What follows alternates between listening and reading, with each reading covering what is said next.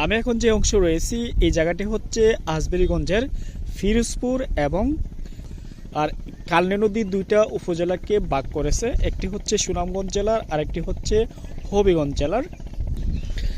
এগুলো হচ্ছে হবিগঞ্জের আজমেরীগঞ্জ উপজেলার গ্রাম। আর এই রাস্তা ধরে কিন্তু নৌঘাটে আসতে হয়।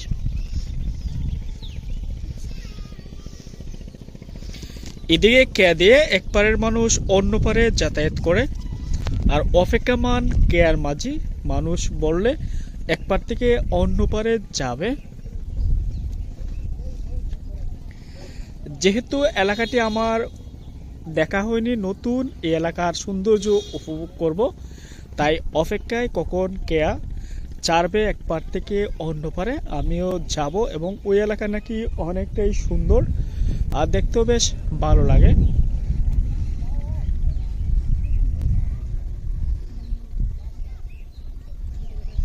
আজমেরীগঞ্জ এবং শাল্লা কালনী নদীর উপর একটি ব্রিজ হচ্ছে। এটি যদি নির্মাণ করা হয় তখন এক পার থেকে অন্য পারে খুব সহজে কিন্তু যাতায়াত করা যাবে এবং গাড়ি দিয়ে এক পার থেকে অন্য পারে নিয়মিত যোগাযোগ করা যাবে।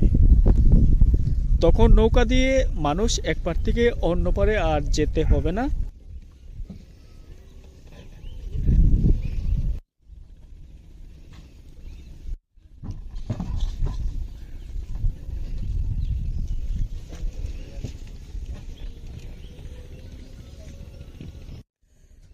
এখান থেকে ডেজার দিয়ে মাটি তোলা হচ্ছে, অর্থাৎ নদীটি খনন করা হচ্ছে।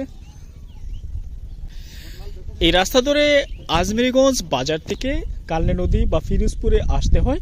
আর ফিরোজপুরের নৌঘাট থেকে কিন্তু শাল্লা উপজেলার ওই ঘাটে যাওয়া যায় এবং ওইখান থেকে টমটমে নাকি শাল্লা বাজারে যাতায়াত করা যায়।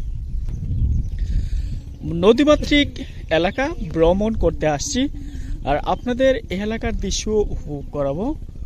অবশ্যই যারা যারা এলাকায় আসেন না আসতে পারেন আর এলাকার সৌন্দর্য উপভোগ করতে পারেন। শুকনো মৌসুমে কালনী নদীতে অনেকটাই পানি কম থাকে, বর্ষা মৌসুমে পানিতে টইটুম্বর করে। আর এমন দৃশ্য আসলে উপভোগ করতে বেশ ভালো লাগে। বাংলাদেশের গ্রাম অঞ্চল ঘুরতে এক প্রান্ত থেকে অন্য প্রান্তে যায় এবং আপনাদের এমন সুন্দর সুন্দর দৃশ্য আমি দেখানোর চেষ্টা করে থাকি।